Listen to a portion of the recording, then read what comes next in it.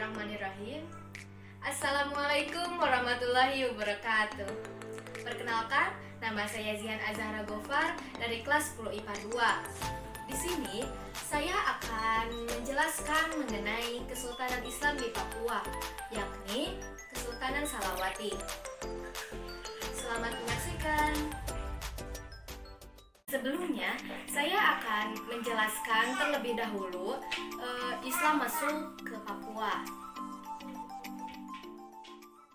Kesultanan Islam di Papua. Persebaran agama Islam di tanah Papua tidak terlepas dari pengaruh kerajaan Islam yang berada di sekitarnya, seperti kerajaan Islam di Maluku, yakni Kesultanan Ternate, Kesultanan Tidore, Kesultanan Pulau Banda, dan di Pulau Seram. Karena dari sinilah nantinya agama Islam menyebar melalui Kepulauan Raja Ampat di Sorong dan Semenanjung Onim di Kabupaten Fafak.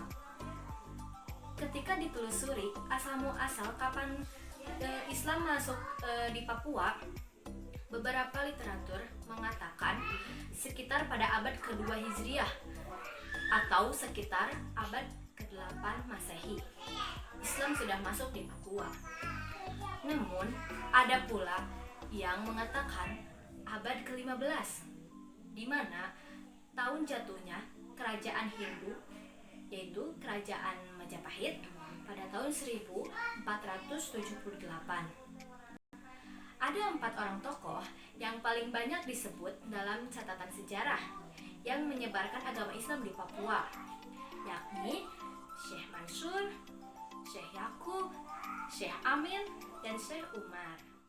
Secara geografis, tanah Papua dengan Maluku itu berdekatan.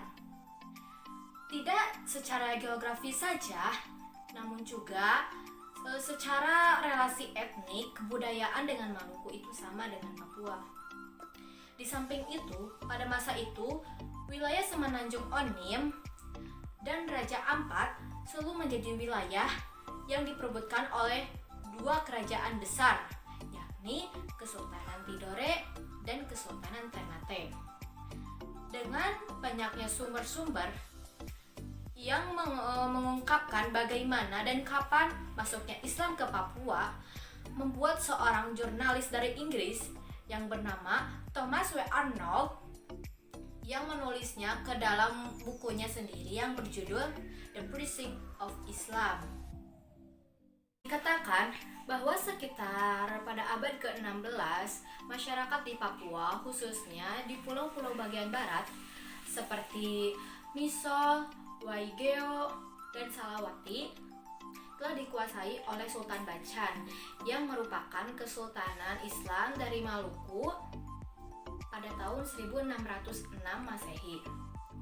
Sultan Bacan memperluas kekuasaannya sampai ke Semenanjung Onim yang kini berada dalam wilayah Kabupaten Fafak, dan pemuka-pemuka masyarakat di pesisir Papua, pulau-pulau tersebut menyambut baik syiar Islam dan menerima kedatangan agama Islam di tengah-tengah masyarakat Papua. Walaupun di daerah pedalaman masih banyak yang menganut ajaran animisme. Kerajaan yang terdapat di Papua terdiri dari Kerajaan Waigeo, Kerajaan Misol, Kerajaan Salawati, Kerajaan Sailolof, Kerajaan Fatagor, Kerajaan Rumbati, Kerajaan Aiduma, dan masih banyak lagi. Di sini saya akan sedikit menjelaskan mengenai Kerajaan Salawati. Sejarah Kerajaan Salawati. Kerajaan Salawati atau Marga Arfan adalah kerajaan di Kabupaten Raja Ampat, Provinsi Papua Barat. Kerajaan Salawati dengan pusat kekuasaan di Samate, Pulau Salawati Utara.